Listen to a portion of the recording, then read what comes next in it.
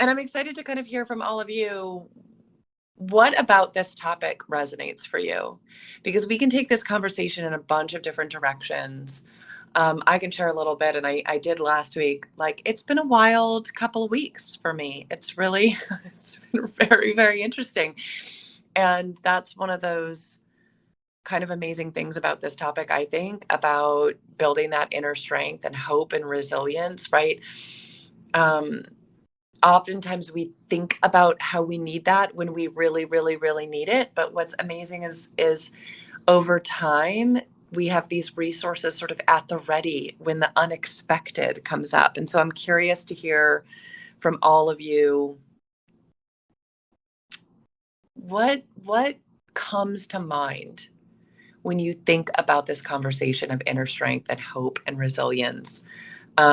Absolutely, like, if you want to come off mute and kind of share, please do that, or share in the chat. I would love to make this session more collaborative and more of an open conversation. And I know as Dolores, Icy, Amber, you all have joined. We've been sharing in the chat kind of where everybody is located, and then just talking a little bit about what comes up for you when you think about this concept of building inner strength and hope and resilience. Hope for building inner strength to go through the acceptance process of separation. Damn. It's interesting. I feel like I've been having a lot of conversations lately with folks going through really similar things, and some are coming at it from a much more positive place, and some are really in the grips of that phase of it where it is really freaking tough and that acceptance has not come. And I have been there. I'm divorced, and I remember when we were going through that process, and we had a pretty, and I'll just, y'all will learn really quickly. I kind of curse like a sailor, so I apologize if that is, I don't know if that is offensive. But my ex and I had a pretty toxic relationship, and so it was different when we were going through a separation. But I've had a lot of conversations lately with folks who I don't know, it's different. And I do think, one of the, I appreciate the way you put that, of the acceptance process. And something, and this is from a different situation in my life, but I remember my therapist saying something that really stuck with me, and I think about often. And he was talking about grief. And oftentimes, when you see people talk about the word grief, it's usually only in the context of like someone's death, loss in that way. But man, we grieve, or we need to, so many things. It's really, when a relationship ends, right? We've got to give ourselves the time and the space and the permission and the love and the self-compassion to grieve, the loss of that relationship, the loss of what that person brought, the loss of the hope that we had for our future together. It's so many of these different things. And I remember my therapist saying to me, he said, "I'm leaving the grief phase, but I stumble when she breadcrumbs me. So that's where I need my result." Yeah. I mean, I think you've got to, it's this balance, right? Of being kind to yourself and allowing yourself to grieve, but also holding on to what is better for you. And so I'm curious, when you say when she breadcrumbs you, I don't know if that's if you're having kind of a power play or a push and pull of things. And that was what I went through with my ex. We had a really difficult relationship, and he was very manipulative, and it was very easy for me to get swept up and get caught up in in him. He's like a magnet. And so some of that, right, is helping ourselves kind of hold on to this vision of what we want in the future. So to get what she wants from me, she teases me with hope. Ooh, ooh. So, okay, so let's talk about hope. When Circles first reached out to me about doing this series, and we were kind of brainstorming on the topic, and I shared with Jeff my feelings about this concept of hope and resilience. And I remember it really blowing my mind when I realized or learned that a really key ingredient to resilience is hope. Because the whole idea is it's much harder to get through something if you don't believe that you will be better off on the other side. So, Lo, if you're thinking about, okay, your soon to be ex, or your ex, let's just call her your ex, is manipulating you by dangling hope in front of you. I mean, here's the thing. There's a way of looking at that, of thinking, with the hope that she's dangling really is not very hopeful, because it sounds like it's dragging you back into an environment, a situation, a relationship that doesn't sound like it serves you. And so my guess is the challenge for you is finding the hope, the optimism, the beauty, the vision in a life without her, and the way that it can be better. Right? And starting to figure out, okay, what does that look like? Like, what are the things about life now and life with her that you don't want to continue? And starting to cast a vision for a life without her that is better, that is more meaningful, that it is more full of love, that is more full of joy, and all of these other things.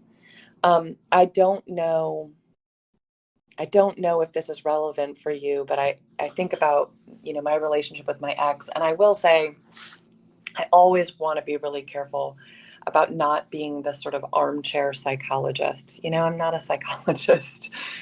But I will tell you, when I was going through my divorce, and the therapist I still see now, and I saw him this morning. I've been seeing him for 7 years. I literally saw him for the very first time the week that I left my ex-husband. And I remember my therapist saying at one point, he was like, I can't diagnose your ex-husband because I've never treated him. I've never even met him. He said, but I can tell you that from the stories you've told me, at the very least, he exhibits a lot of narcissistic behavior. And my ex is he's charming and captivating, and people love him, and he's really bigger than life. And it was really easy for me to get kind of sucked into that. And over time, I learned that a lot of us get attracted to those big personalities, that sort of narcissistic behavior, because we were taught at a young age to be codependent, right? So I was taught at a young age to shrink myself in order to kind of please others. And so he and I were a natural fit. And the longer we were together, the smaller I got and the bigger he got. And so by the time we were leaving, I didn't even know who I was. I was a shell of myself. I didn't know, I had no hobbies. I had almost no friends, all these other things. And so I think a big part of the thing for me was, I totally shrank for her. Yeah, this is what we do. So I will tell you, and I think we actually talked about this last week, but legit, I think about this all the time, because I think this was the smartest thing that I ever did. I on some level, I realized when I left my ex, like I had no clue what I even wanted. And that meant that it was really easy for him to kind of suck me in because I didn't have anything pulling me in another direction. Right. And so this is such a small thing and it does take time. I'm not gonna lie to you. It's not like this was an overnight thing. It took time. But something I did was I made this decision that I was going to give in to every whim that I had. And I don't know why I put it in that language, but I remember thinking about it in that way, where literally, if I wanted to do anything, didn't matter how small it was, how inconsequential it was, I was going to do it. So it was one of those things where if I was like, I just kind of feel like taking a walk, I took that fucking walk. If it was like, I want to wear this outfit I haven't worn in a really long time, I'm going to wear it. I wound up taking lots of classes, right? Um, oh God, low. This is resonating so much with me. Career, even stopped working out because she didn't. I dressed down because she didn't like it. She hated that I was hotter or a better parent. Here is the deal. Okay, low, this is what you got to promise me. You got to go back to building yourself up. Okay? Shooting for things in your career, going to the gym, dressing how you want to dress, being the kind of parent that you want to be, and starting to do it might be doing it in the smallest, simplest, tiniest ways. And I mean it for me, it was like the big things for me is I took a lot of classes. I took a knitting class, I took a macrame class, like I took all these, I took a intro to carpentry class. It was freaking awesome. All women. One girl brought her boyfriend and he felt so awkward and uncomfortable. It was all women. It was awesome. I started eating out at like different restaurants. My ex just was not really into food. He liked really like boring food and I loved food. So I started eating out more and being more adventurous there. And I think I shared the story. I wound up, because of it, I wound up going to Cuba with like a group of entrepreneurs and people in startups. I worked in startups back then, and it completely changed my career. And the thing is like just starting to do things that I wanted to do, no matter how small, it started to change me. And I really do think like, back to me kind of explaining this concept of hope and resilience. It's it's been proven it is easier to get through hard times if we have a bigger, more motivating vision of what is on the other side.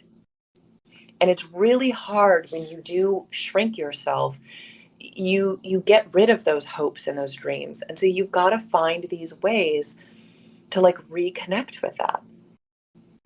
And it might be so small. So one of the things while kind of preparing for this, and I've been thinking about it a lot, is is looking at, okay, what are the recommendations of how you cultivate hope?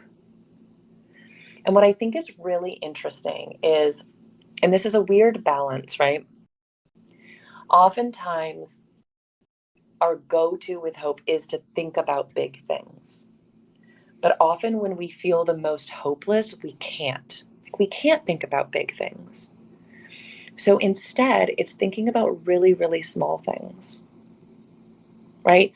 It's having hope and also having self-agency for the simplest, tiniest things. So icy, you're saying you're a shell now.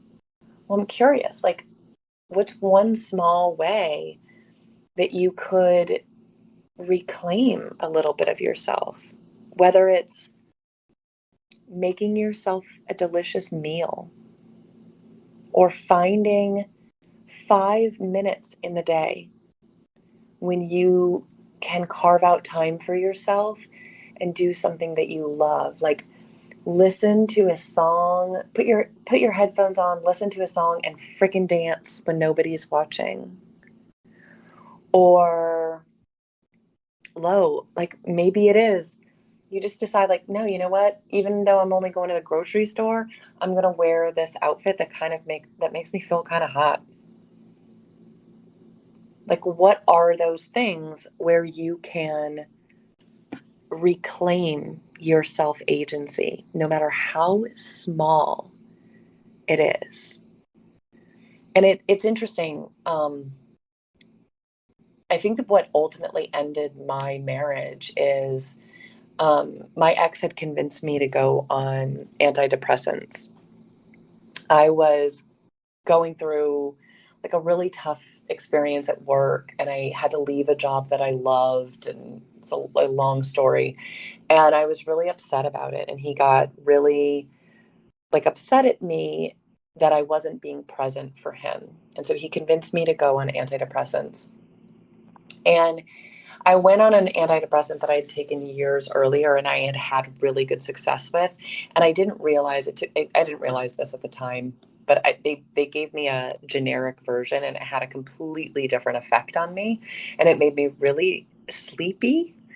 And over time, it made me just not really give a shit. Like I was always kind of in a good mood, but I just didn't care.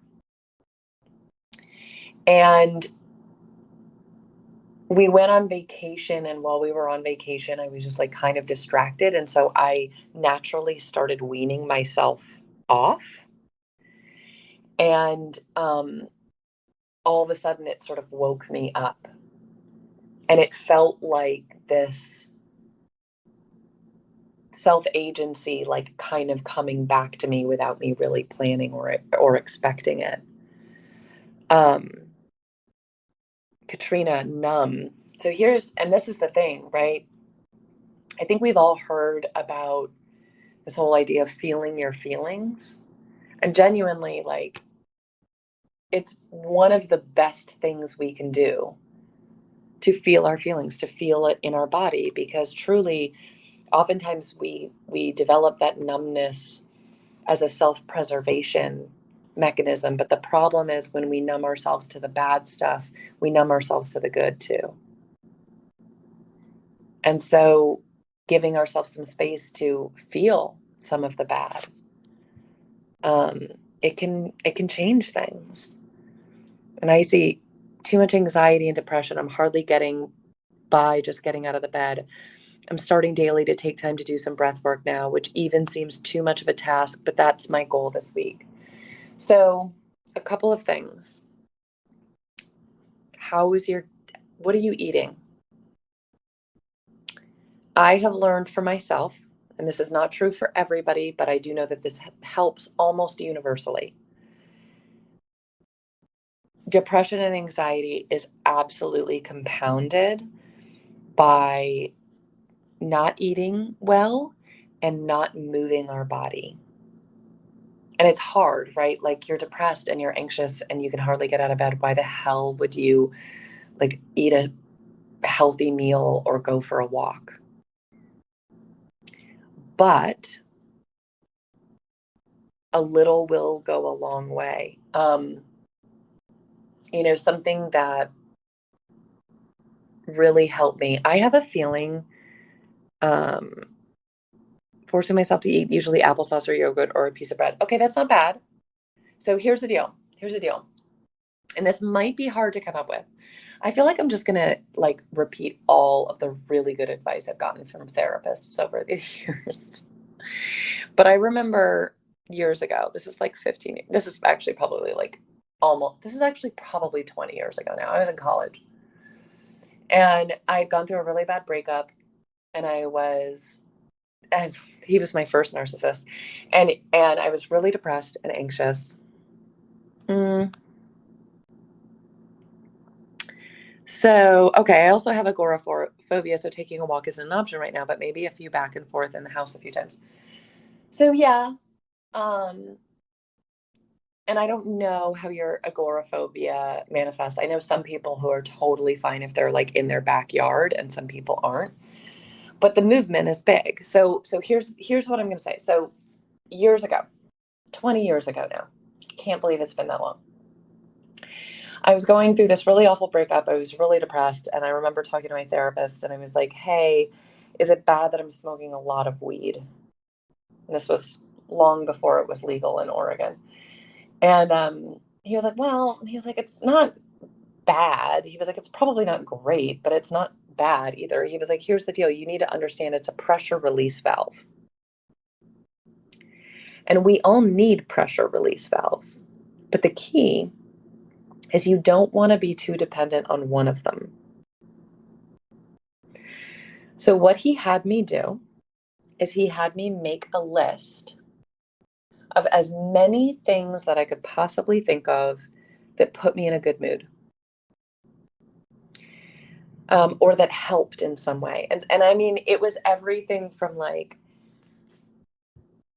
watching certain movies that made me have a really good cathartic cry, to a friend that I could call, to hopping on a circles conversation, to a song that when I listened to it, I wanted to belt it out and that helped me like kind of break things up, or a song that made me want to dance, or a particular meal that just like made me feel good. But the big thing is like, he was like, you have to have a list of at least 10, and you need them to be as different as possible. And they can be so incredibly tiny, right? So tiny. Like maybe there's that one video that like makes you laugh or smile, or that one poem that makes you cry, or whatever it is. And what he did is he said, look, he said, every time you want to smoke weed, he was like, instead, you need to pick one of these and you need to do it for at least 5 minutes. And then if at the end you want to go smoke some weed too, that's totally fine. But what it wound up doing, and this was different for me, but a lot for me, like one was, working out, one was going for a walk. Back then I had a Vespa. I had a really cool Vespa that I absolutely loved and I was so like proud of. And just going for a ride on my Vespa. And over time, I would do some of these, and over time, I'd think of other ones, and it started to get me like out of my shell a little bit. But the big thing is thinking through what are the things that you can do to take 5 minutes back for yourself, right? To be present, to be there for you, and to remind yourself that you have self-agency, right? That you are in control of your life. And the idea is doing a little bit here and there and then letting it grow over time.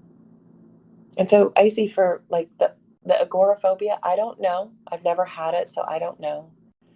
But I wonder if it's like, oh, you know what? I'm not going to go for a walk, but I'm going to open up the window and I'm just going to look outside with my face feeling the outside for 5 minutes a day. And you just find these ways to reconnect with you and reconnect with the world around you and this space.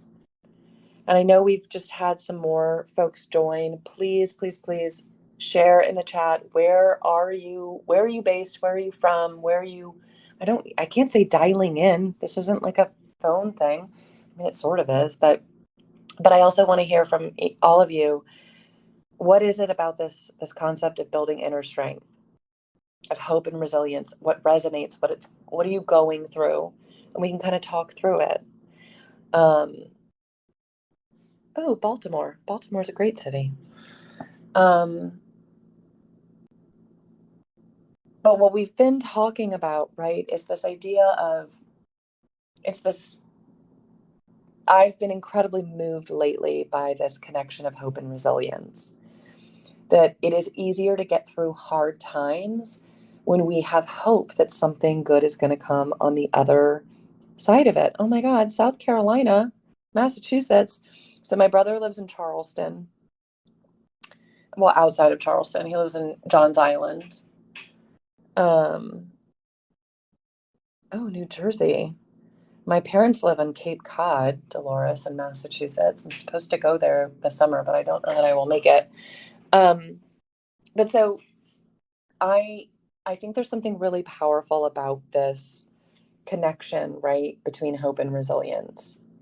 That if we can connect to a sense of hope for the other side of what we're going through, getting through it becomes easier. Um, Something that has completely blown my mind is I don't know if any of you have heard of the concept of post-traumatic growth. Let me know in the chat. Have you heard of post-traumatic growth? Do you know what this concept is? Basically, what it is that a significant number of people who go through very real traumas go through a huge burst of personal growth afterwards.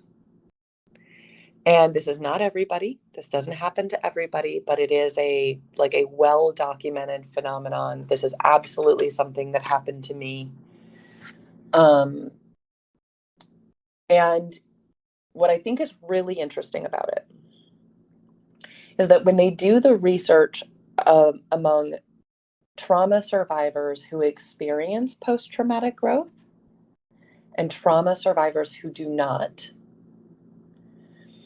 the primary difference is that the trauma survivors that experience this surge of personal growth afterwards, the only difference between them and the people that do not is that they believe that they can.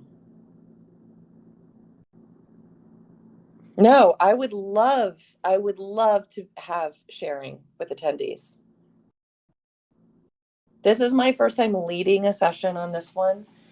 So seriously, if folks want to raise their hand, I will call folks up. I would love to have this be a genuine collaborative conversation.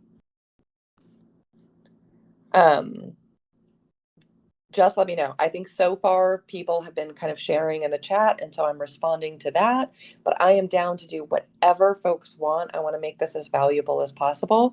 And this is my first, one facilitating a session on Circle. And I've done this on Twitter Spaces and Clubhouse, but it's been a while. So you just let me know. But I do think this is really, really interesting, right? Like the big difference between people who experience this personal growth after a traumatic event and people who do not is that they believe that they can. They believe that it is possible for something good to come out of it.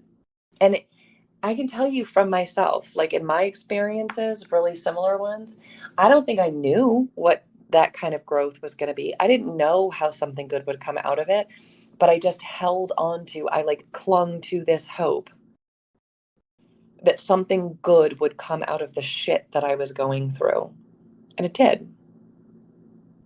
And so I think this is the tough part, right? Sometimes when you are in the thick of it, and you can't feel that hope in every moment. But if you can find things that help you, I don't know, reconnect to it, re-engage with it. Oh, and 100%. I know I can, because this is my second divorce. I know I'll be okay. Sometimes I lose sight of that. I remember that time of personal growth. I was actually living in a euphoric state until I literally found myself in a relationship. LOL. Oh, 100%. And here's the thing. Here's the one thing I will say, particularly about the relationship sort of traumas. The challenge is also recognizing and doing the work to be like, okay, why did I choose that person? How did I get myself into this situation? And how do I make sure I don't get myself into that situation again? Because a lot of us, we have this track record. I mean, for me, when I met my ex-husband, I was going through it was my fourth breakup in a row where my boyfriend had cheated on me. And they were all, I mean, like the fourth one, we literally used to joke that he was probably a sociopath because he really just had no like fucking empathy. I mean, it's just one of those things, right? And so it is, we don't want to fall into that same habit, right? We don't want to get ourselves in that same situation again. And so there is a little bit of that sort of self-reflection and recognizing what is going on so that we don't repeat it. But also like knowing that we will get through it. And I can guarantee every single person in this room, you have been through things in your life that you never thought you would get through, and you got through it. And so whatever you're going through now, sometimes just reminding yourself of, well, shit, I was a badass back then when I got through that thing. I can do it again. Also, Jeff, it is fabulous to see your face in here. Welcome. It's my pleasure. You know, I feel like I'm kind of talking at people, but everyone's sharing good stuff in the chat. So hopefully eventually someone's gonna like come and share. But what we are kind of talking about here, right, is what is this connection between hope and resilience? And how can connecting to this sense of hope, this sense of optimism, this vision for the future help us get through the shit? And I think there's a lot of these stories, right? And when you're in the middle of it, you think you're not going to be able to withstand it. But when you look back, it's kind of inspiring even for yourself to realize what you've been through. So Bree, okay. Sometimes it's hard picking yourself up after the umpteenth time. You know, so I 100% know that feeling. And I've had a lot of health challenges, and I remember talking to my therapist a few years ago when I was like, I was going through something and someone was like, "Oh, you're such a survivor." And I was ranting to my therapist, and I was like, "I don't want to be a fucking survivor. Like I resent needing to be a survivor. I resent needing to be resilient." And one of the things he helped me realize is that part of why I resented it is because I had never given myself the opportunity and the space and the permission to truly grieve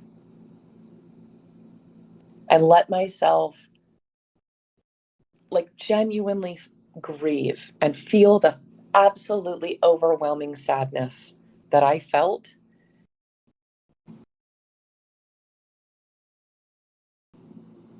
And I think I had that resentment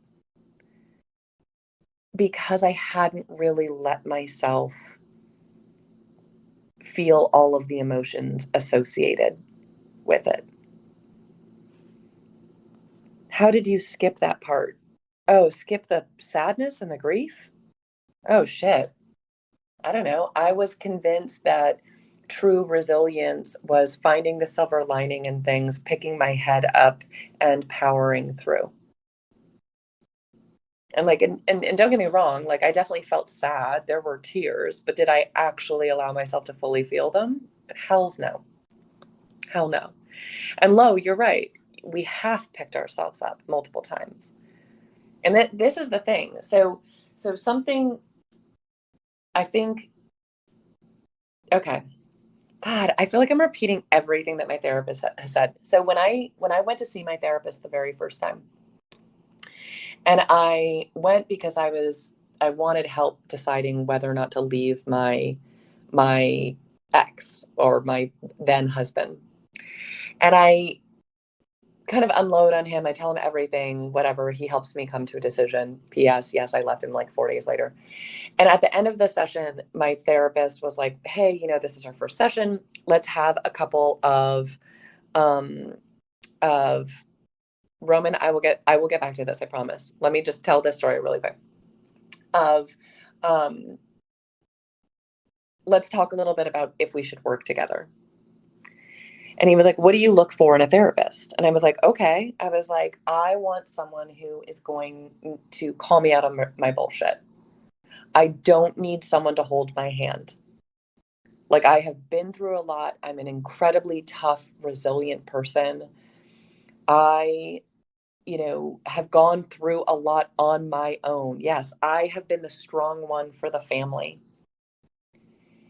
And so I don't need someone to hold my hand. I need someone who's going to push me, who's going to point out when I'm not doing something right, when I can strive to be better, when I can move forward. And my therapist was like, okay, I hear that. Like, I hear that. You're an incredibly strong person. Like, and he kind of repeats everything back and he says, I get it. You don't need someone to hold your hand because you are so strong. And he said, but maybe because you are so strong and you have gone this on your own for so long, maybe you deserve for someone to hold your hand. And let me tell you, I just burst completely fucking into tears.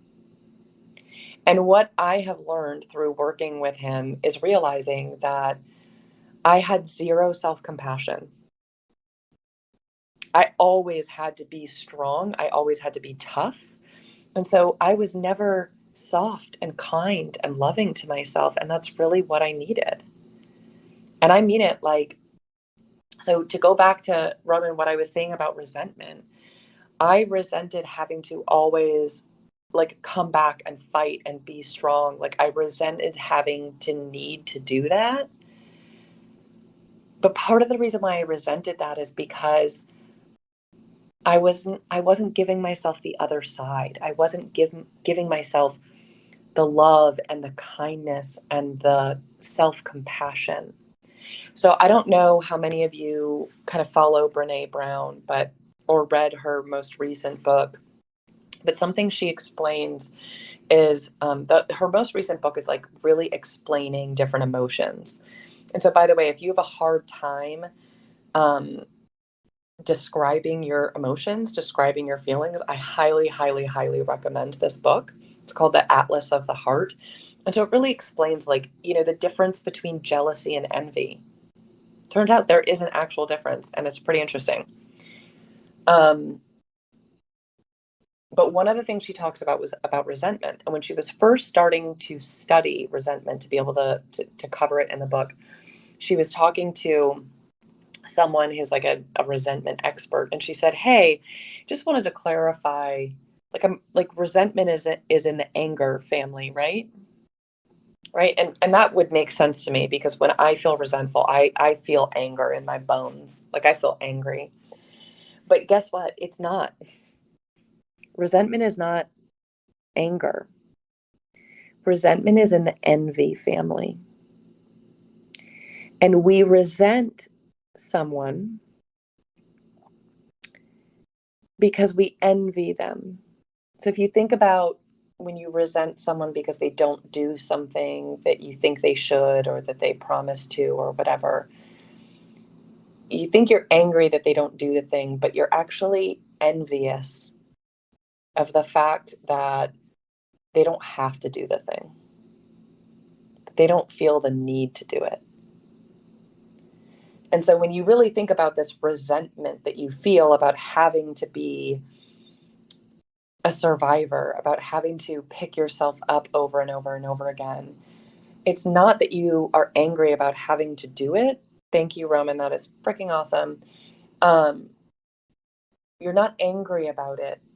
You're envious that other people don't have to do that. And so if you can give yourself some of the compassion and the self-love and treat yourself with the care that you would treat somebody else over time, and this absolutely happened for me, I don't resent my resilience anymore. I'm really, really fucking proud of it. But that's also because I allowed myself to grieve it, grieve the fact that I needed to do it in the first place.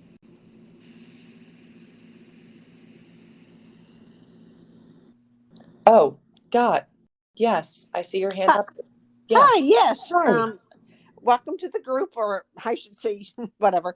But Thank you. self care is something that kind of, we all have New Year's resolutions, but self care is something that is I'm still working on it. Mm, But it self care, being nice to myself, mm. and kind of what you're talking about, just being kind Oh my God, to yes. myself. Oh, we're always the meanest to ourselves, right? Well, especially women, I gotta Oh, say. yes. Yeah. Yeah. Um, and I do think it's interesting. So, I was sharing this with someone. So my inner critic, she is really freaking mean. And, there's a trick that someone taught me that I think is very helpful. Let's see if it helps you. So I have named my inner critic. Don't tell my mother, but I've named her my mother's name because that's who I learned her from. And so when that voice kind of picks up of me being really mean to myself, it becomes much easier for me to be like, you know what, Cody, like I don't really have time for that today. Like that's not really what I want to hear. And I like separate it from myself, and it really, really helps. Like I don't know if you've tried that or if anybody else has tried that, but I it's a huge one.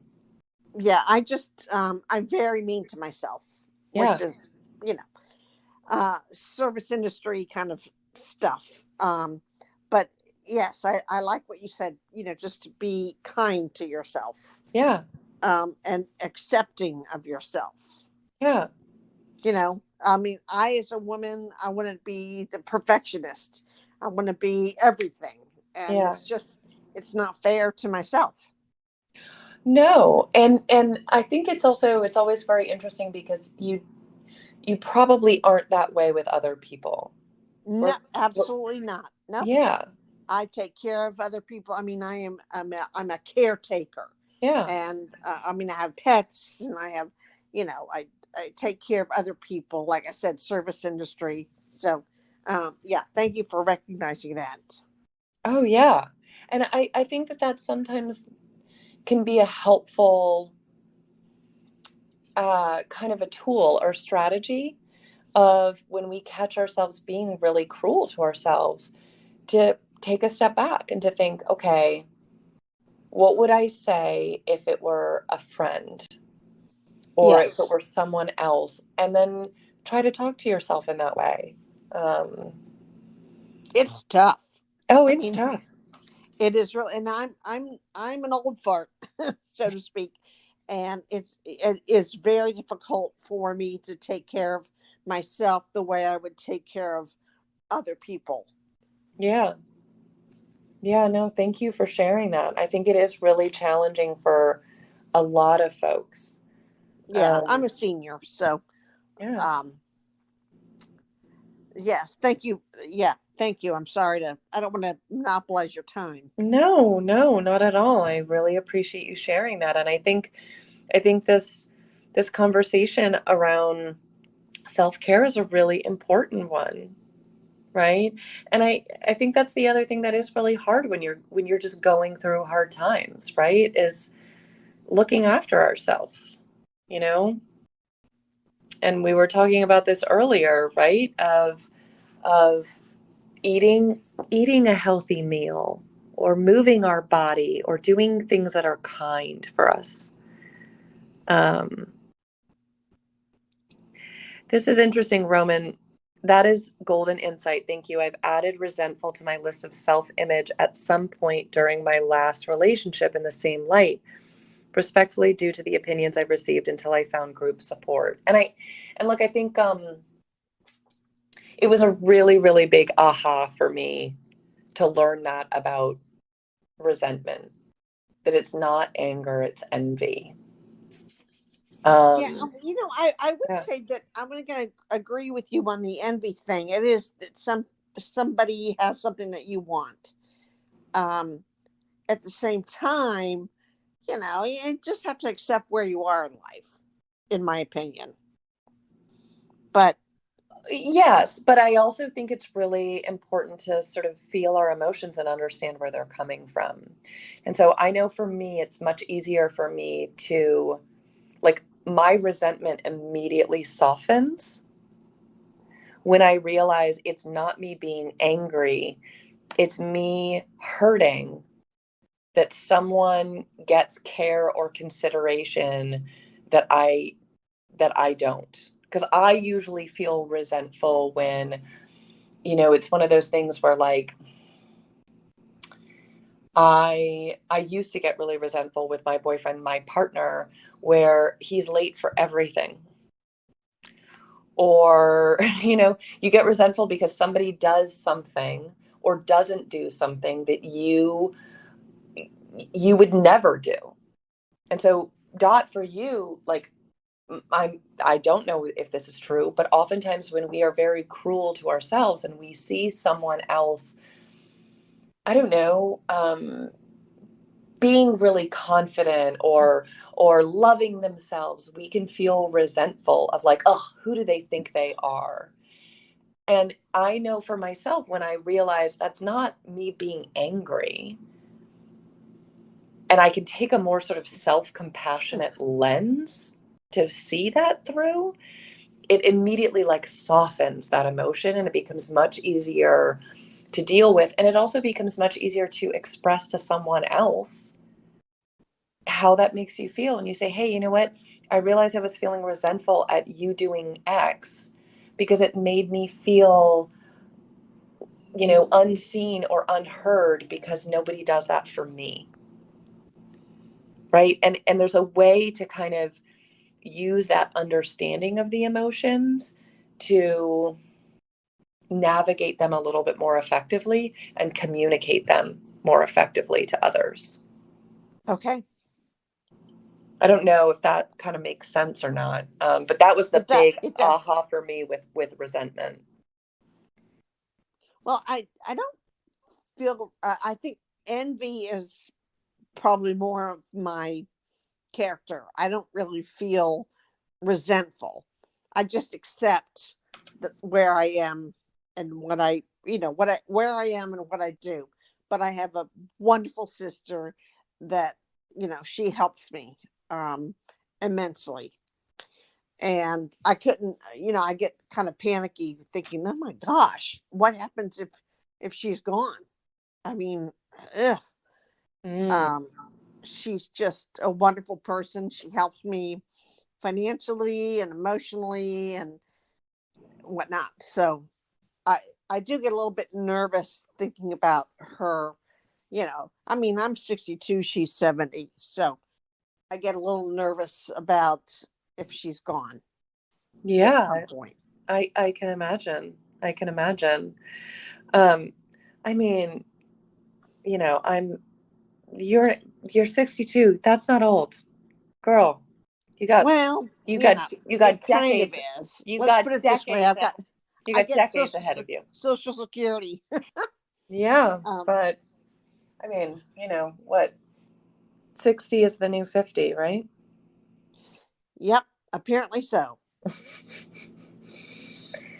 And so I'm curious. I know this has been more text kind of conversation, but if there's anyone else who kind of wants to share or who has some thoughts that they want to um, bring up or questions to ask, would love to kind of hear from folks. Low, kind of confused because I definitely didn't feel envious, resentful towards my wife because she cheated on me. Say this because I believe you said resentment comes from envy. No, I don't. Um, So here's the deal. I don't think that that is you. And I don't know. I'm trying to kind of put this together from your sentence. The envy is not, so let's say you feel resentful because your wife cheated on you. The envy is not, it's not jealousy, right? It's not like, oh, I'm jealous of her being with someone else. It's not that kind of envy. It's more like, it's envy that she does what she wants with total disregard of your feelings, and you would never do that, right? It's not it's not sort of a direct, yeah. It's, and this is the other thing, by the way, and I kind of pointed to this, but this is one of the things that did kind of blow my mind about uh that book, the difference between jealousy and envy. We often use them as interchangeable, but what she really explains, jealousy is like when you have something that you think someone is going to take from you, or they have something, and it's more like romantic relationship jealousy, right? Envy is more of that, like somebody has something or people are doing things for that person that they don't do for you. And it is like, I think that's why the whole resentment envy thing was super helpful for me, is I realized that usually when I'm feeling resentment, it's because, I don't know, somebody is getting to do something or is feeling confident doing something that I don't. Okay. So, yeah, and it is a look, these, all of the stuff, especially as it relates to emotions in general, but the relationships, they're incredibly complex. I think this is one of the things that, why this whole concept of feeling your feelings. I don't know if you all do this, but something that has been very, very helpful for me is when a strong emotion comes up, my instinct is to immediately make sense of it and move on, right? Like that's how I think, that's sort of what I was trained to do. But instead, if you can take a moment, close your eyes, take a deep breath, and just feel the emotion. Think about, like, okay, where do I feel it in my body? Like, am I feeling tension in my body? Am I feeling heat? Is my heart racing? And you feel it in your body and you just sit with it every single time. Every single time something will Yes. come up, right? And a thought, a memory, uh, a saying, a phrase, something like that, and it helps to kind of connect those dots in a deeper way. That makes sense.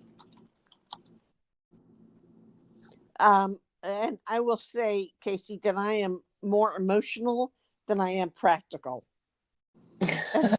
And that is that's a real hard thing for me to deal with. My sister that I was talking about, she's very practical. She's not emotional. So if you want to say 67 or whatnot, I'm 75% emotional, and she is 30% emotional.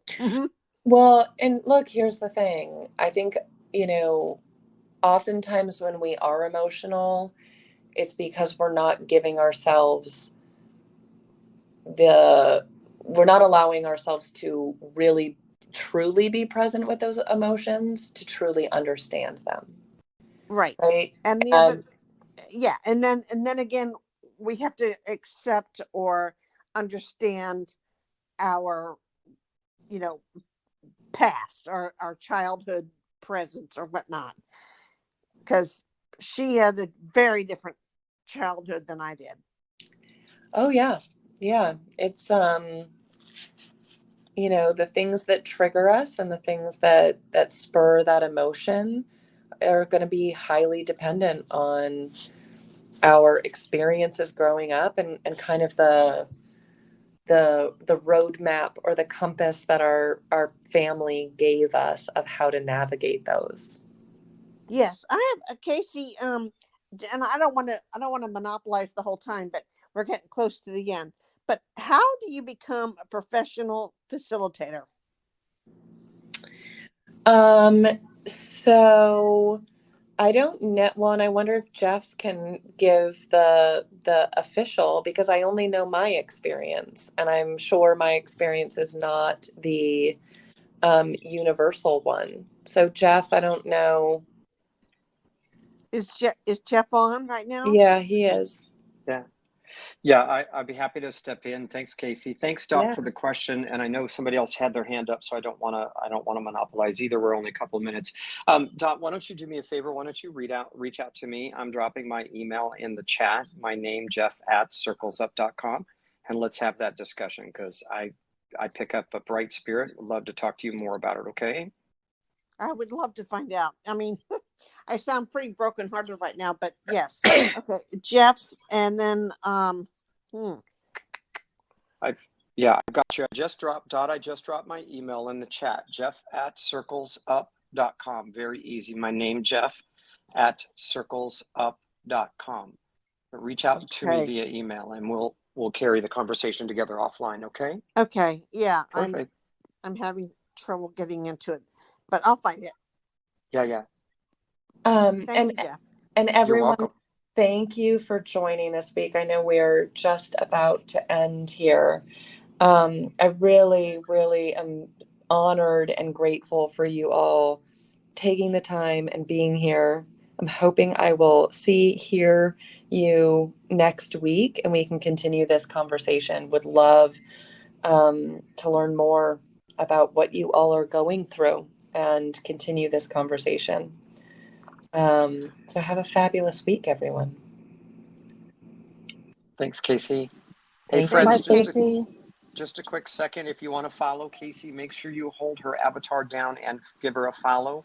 When her meetings are on, you can get notified, and then also send her a direct message on Circles or in the inbox if you have any further questions. Sorry, Coach, just want to step in and give you a No, plug I'm there. glad you Okay. did that. I need to remember to do that in the future. Great. I had a quick request. Please, Yes. can circles be integrated with Facebook or vice versa just as a backup? Because the platforms to circles is just so janky. I don't really believe that it's my phone, but the platform is just doing cartwheels in its behave, and it's so frustrating. Yes. Can Yeah. we sort that out, please? Yeah, great. And I'm sorry, Coach, I didn't mean to come in and take over the No, conversation you're at all. fine. You're Katrina, fine. it's a great question. Support, I know probably everybody is driving you to support, but support at circlesup.com or me personally, Jeff at circlesup.com. Just please know, Okay. friends, that in a tech startup, the development, as you can imagine, the development behind the scenes is extremely intricate. And one thing is kind of like dominoes. One thing affects another, affects another, affects another. So when we have thousands and thousands of people joining, coming on the app a day, you can only imagine the weight of trying to funnel everything at one time. So I guarantee you that if you don't get a response, it's not intentional at all. It's just simply the load, and everybody is doing everything we can because we realize without you, we are not us. I've always said you being you helps us be us. So please reach out to me, Katrina. I'll do everything I can to help you, okay? Sorry, I'm just going to raise my hand. Okay, Jeff at circles.com, correct? Circles up. Jeff at circles, just put circles up, circlesup.com. Jeff, Jeff, at circlesup.com. Katrina as well. I'd be happy to kind of be a in between if you need. Jeff Circles. Yeah, Jeff at circlesup.com. Okay. Yeah. My Miss pencil Kasey, I isn't want to be writing very respectful well. of your Yeah, time. no, no, no. If you need You're to great. go, I Jeff totally. at Circles? Yes, ma'am. Do Okay. you find your chat at all, Dot? Can you look in the chat or not? Yes, I can. So if you scroll, I'm going to drop it in. I'll be at the bottom of the thread. So you scroll down, and I'm typing right now. Jeff are at Circles Up. What do you mean .com. up? I don't get it. Circles the word up. UP. So it's Jeff at JEFF CIR CLES as in Sam UP.com.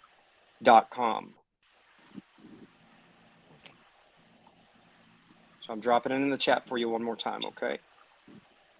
Jeff at circlesup.com. So it's just jeffcircles.com. Right. It'll There's get to no me, at. love. It'll get to me. Do me a favor. You can find me on the app as well. You can send me a message on the app. But Jeff at circlesup.com. Miss Claudia, I see your hand. Thank you. Katrina as well. Did that help you? Were you able to get the connection? I think so. Claudia, I see your hand. Go ahead. Yes, I just wanted to say to Dot that I just text her privately through the app your email. She will find super. it. Okay. Thank you. So Dot, check your messages on the app. Our friend Claudia just sent you my email. So thank you for the support. I love it. Okay, I'm gonna work on that. I haven't got it yet, but all right, friend. I will look for it. Coach, you did a phenomenal job. I'm so glad you're here. You're very welcome. Thank you, welcome, Jeff. Dot. Thank you, Dot. Thank you. I'm hopping off. I've got another call. We'll see you next week, Kasey. Thank you. Thank you. Right. Bye. Thank you. Thank you, everyone. Thanks, everyone. Bye-bye.